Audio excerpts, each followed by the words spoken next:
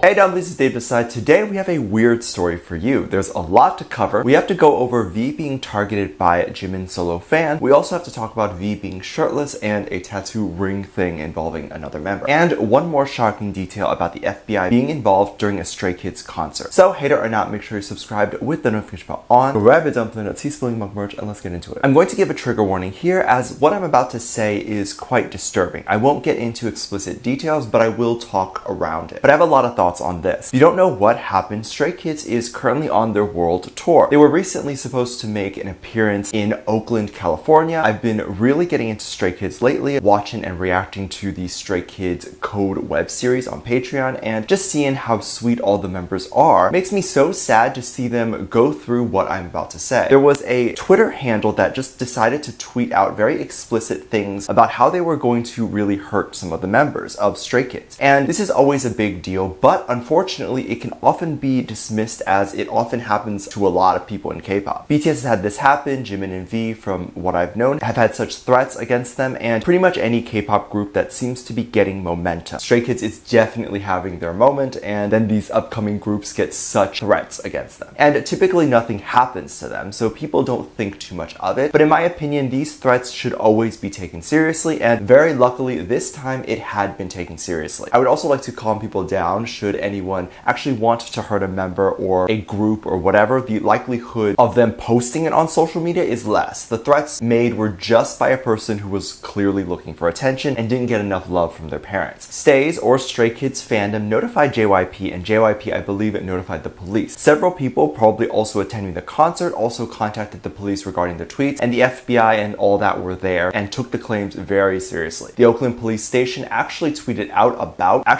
out saying that they were aware of the threats and were taking it very seriously. And I hope the person who made these threats is watching these videos and seeing what people are saying online, including the police, saying death threats and how you're going to hurt someone even online is illegal. You will go to jail. Your whole future is ruined. K-pop is the only genre that has these fans that exist like this who think that what they do online is without consequences. Falsely reporting people is also against the law, and threats are also against the law. If JYP wanted to be lenient and just sue, they could do that, or they can literally just have you locked up. I'm glad K-pop has become this global mainstream thing, and K-pop idols are recognized as celebrities. And this now means that when people make these threats online, they will be taken seriously and there will be an investigation. This is no longer going forward something that you can just do online and expect no consequences. These people writing these things are sociopaths. And it's even more sick given all the violence that has occurred in schools and whatever, to even say all this just because they want attention. I believe the members of Stray Kids were aware of the threats. I don't see how they were not. It's a very big deal and now has crossed over to national news. Coming into Oakland, and I can imagine the tense air when the staff was trying to make sure everyone is safe, but they continued the concert as normal, seemed like they had a great time, and all was well. They didn't post about it or talk about it, and this was likely their way of just not wanting to address and make the thing bigger. But this is just so sad in many ways. Obviously, there's the obvious way that it's sad, but also male K-pop stars get so much hate for being too girly, and they're made fun of by some Americans all the time. Then they also have to deal with the fact that they get more threats than any other celebrity from other countries, and for no reason. Not that there's ever a reason for it, but there's a lot of drama and hate online. I think police officers and government officials need to crack down on Twitter. It's about time. People need to know that they can't just say or do things without consequences, and these things almost solely happen on Twitter. This falls onto the social platform at this point, and they need to have some sort of big censorship. Twitter lets too much pass, and at this point I would encourage advertisers to pull out of the platform because your ads are going to be up against these tweets, and if YouTube can have ads pulled from them because advertisers don't like the videos that their ads are next to, then you also need to pull out from being next to these tweets on Twitter. But that's just my opinion. I think it's pretty obvious when you see subtle tweets about an idol or someone that this could be a person that is a bit not well in the head. I was seeing people who were Jimin supporters but were very against the other members. In Korea, these fans are called Akgaes, and they typically support one member very well but then attack the other members online. Recently, we got to see Jimin post some photos of him at J-Hope's listening party, and Jimin seemed so happy to be there, and he even posted some photos with V and Jung Kook. And people were mad for some reason. Some people really didn't like this idea that V was in the photos and blocked V out. There were also some people who wanted Jimin and Jung Kook to be dating, and so they see V as competition because other side of the fandom believes V and Jung Kook are dating, and so that was a weird thing. And then another side of the fandom censors out Jung Kook and just has Jimin, as they are a Jimin Akgae. V was being bashed online for even just appearing next to Jimin, and these are things that I am talking about. If you report such things, Twitter will usually just ignore it or say that it doesn't violate guidelines, but they need to investigate. If everyone in the photo is from the same group and you're blocking out or calling the other members disgusting, I think you also need to go through their DMs or old tweets and see if they have said anything that could escalate into something more harmful. These are how some of the Akgaes turn into full-blown Akgaes. This is the start of their villain era. And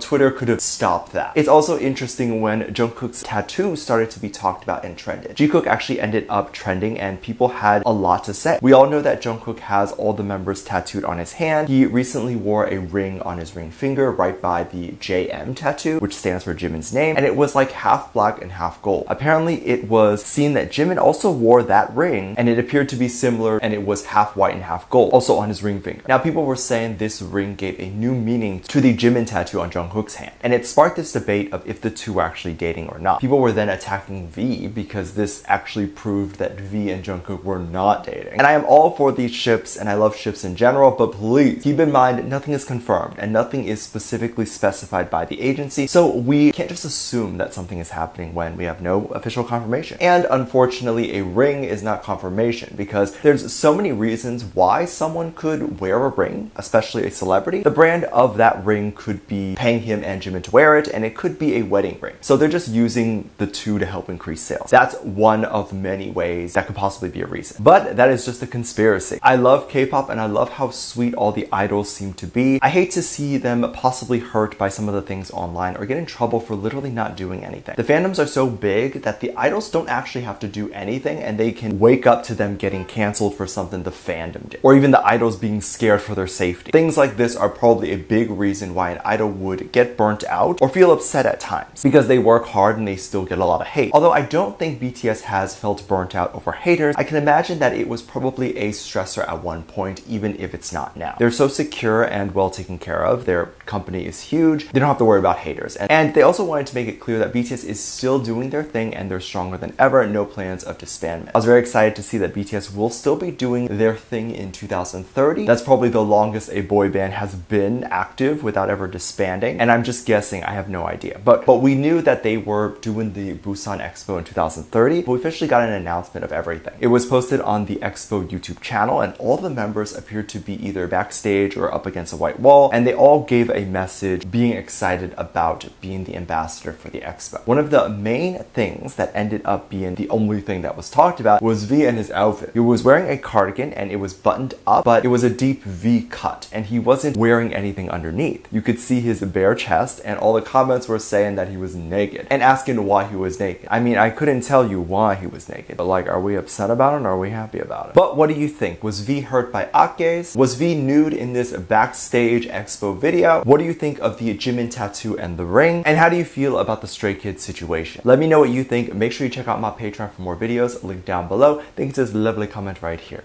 Love you, bye.